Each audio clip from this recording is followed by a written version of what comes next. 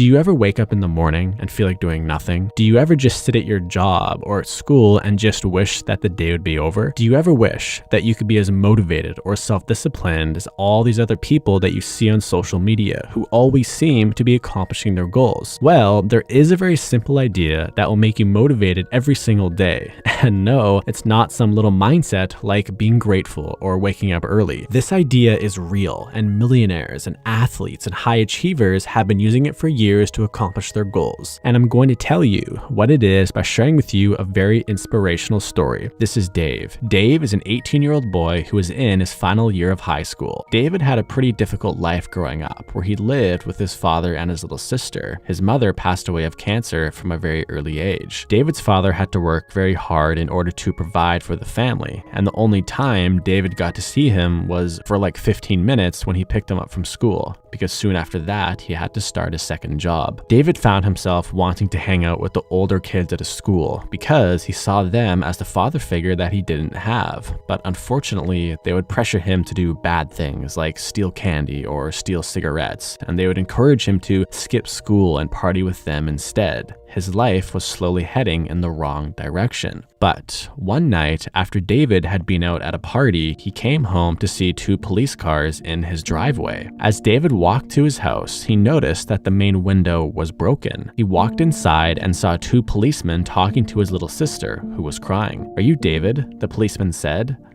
Yeah. What's going on here? Where's my dad?" "Son, take a seat." The officer went on to explain that two burglars had attempted to break into their home and that David's father happened to be awake. As a result of him trying to defend himself against the burglars, one of the burglars decided to take his father's life. David was in complete disbelief. The policeman's words didn't seem real. They themselves didn't seem real. This was literally a nightmare. In a matter of hours, David had now become the man of the house, and he had no family to turn to, he had very little money, and he now had to figure out a way to take care of himself and his little sister. Otherwise, they would be homeless and hungry. David was forced to drop out of school, and he immediately took on a full-time job at the local mechanic shop, where he had been working part-time. He would be there all day and just clean the dirty car parts and sweep the dirty floors. After work, he would come home, buy his little sister some cheap food, and then help her with her homework. He then cleaned the house, paid the bills. He was doing everything that a normal parent would do. But after a few months, David started to run out of money, and he could barely afford to buy food. David tried getting a second job, but nobody really wanted to hire some kid who looked poor, who had little to no skills, and had no high school education. Things were beginning to get really dark for David. He loved his sister very much, and he just wanted her to have the best life possible. But right now, he felt lost and alone. One day at the mechanic shop, David went up to his boss and asked if there was something that he could do to earn more money. And his boss said, "Well, I cannot pay you any more for your current job, but one of our mechanics just quit, and I'm looking for a replacement. So if you know how to repair cars, you could maybe do that," his boss said. "Yeah,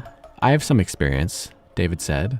Really? I was kind of kidding, to be honest. You've been working here for like 3 months and you were just telling me now that you know how to fix cars? Yeah, I don't know. I just thought that you didn't need a mechanic and I needed a job, so I was just doing my job," David said. Okay. Well, in 3 weeks, I'm putting 3 potential new mechanics through a test to see who can repair the same broken engine the quickest. And I don't see why you couldn't be the 4th mechanic. How does that sound? That sounds great. Thanks. Okay, well, if you need to brush up on your mechanic skills, you can read this book. It's basically the all-knowing guide to engine repair. And just so you know, this new job pays a lot more than your current job now. Later in the night, after his sister was all taken care of, David got out this massive book, and he thought to himself, if I can memorize every single thing in this book, maybe I can win this competition. Getting this job meant keeping himself and his little sister alive, and not getting the job meant being homeless and hungry. The stakes were very high. So for the next 3 weeks, David was glued to this book, and he read every single word 4 to 5 times, and he would close his eyes and pretend that he was putting together the parts that he was reading about, and he would visualize the problems to look out for and visualize how to solve them. Because he did not have any real car parts to practice on, he started to pay really close attention to the car parts that he would clean at his work. He would focus on the feeling of the metal in between his hands, and he would study every groove and every angle, and he would analyze where all the parts would fit together. Whenever David felt tired or he felt like he couldn't work anymore, he would just look at the hollow cupboards in his house where there was almost no food, and he would feel the cold air crawl up his spine because he could not really afford heating. But more importantly, he would look at his hungry, confused, sad little sister, who still could not really comprehend that both her mother and her father were gone. A hardship like that is not meant for a child. David had no choice. For the next 3 weeks, he barely slept, barely ate, barely drank. All he did was work.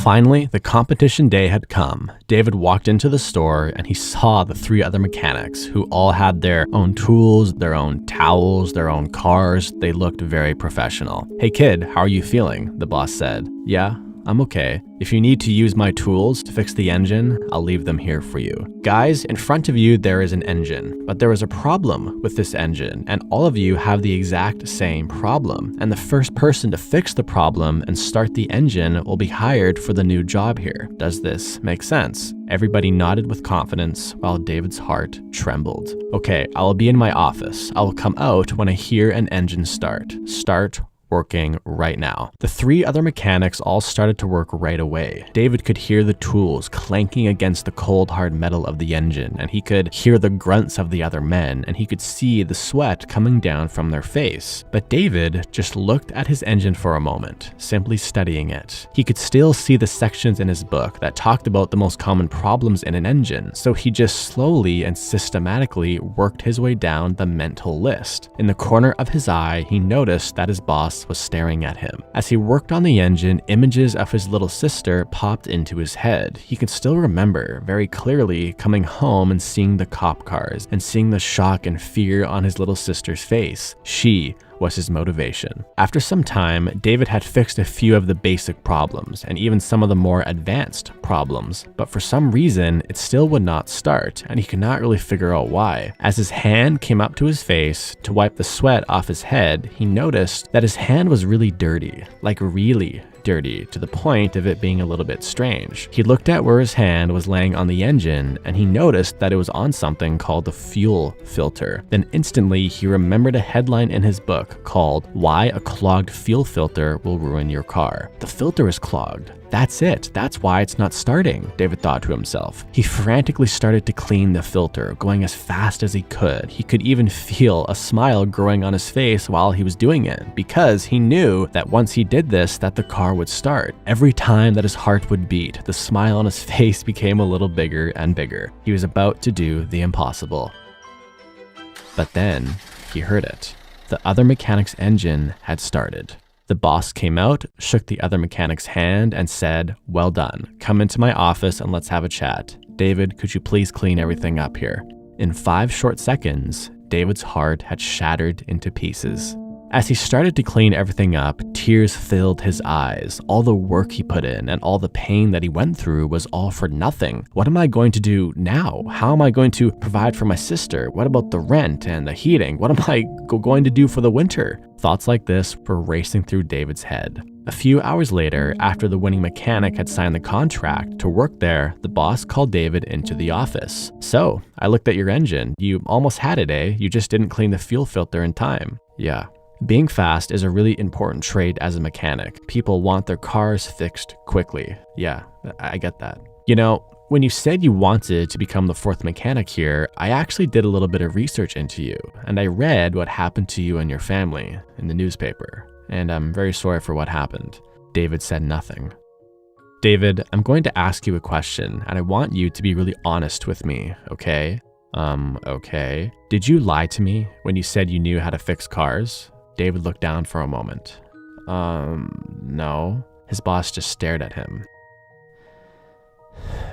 "Yes, I lied." "Okay, so I'm guessing you lied to me because you really wanted the job because of the extra money in order to take care of yourself and your little sister. Is this true?"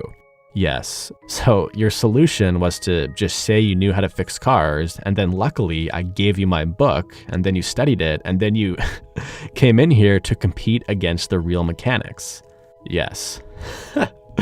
Wow, that is very bold of you, and really impressive that you actually managed to fix a car engine with little to no real experience. You must be a really fast learner. Well, I was pretty familiar with all the car parts. I mean, I clean them all day, every day. And you're modest. That is a really good trait. Sir, with all due respect, why are we talking about this? I lost. I saw the other mechanic sign the contract to work here. What's there to talk about? Yes, you did technically lose, and there's no way I will hire a mechanic with little to no real experience. David looked down, his heart still in pieces.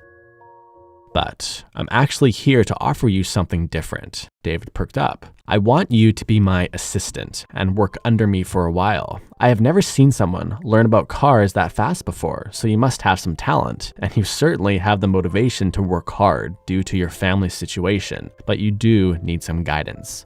Okay, what does this mean? Well, I definitely cannot pay you a full mechanic salary, but I will give you a raise to help take care of your home situation right now. Just the basics like food, heating, etc. And once you become an expert and a real mechanic, I'll start to pay you more. But there's one condition.